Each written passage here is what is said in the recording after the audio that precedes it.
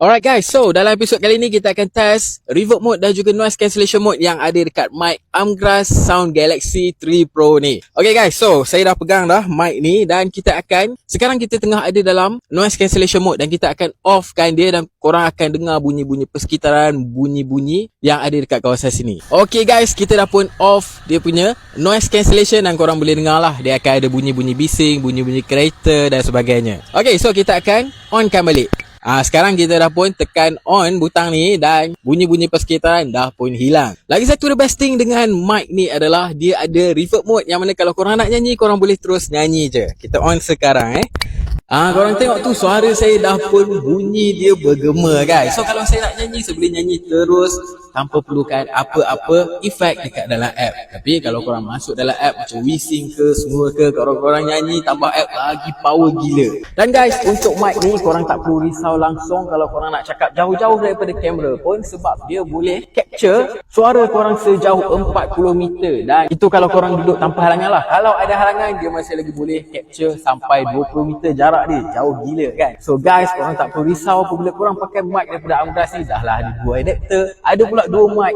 power gila guys. Check out terus dekat back coding di bawah.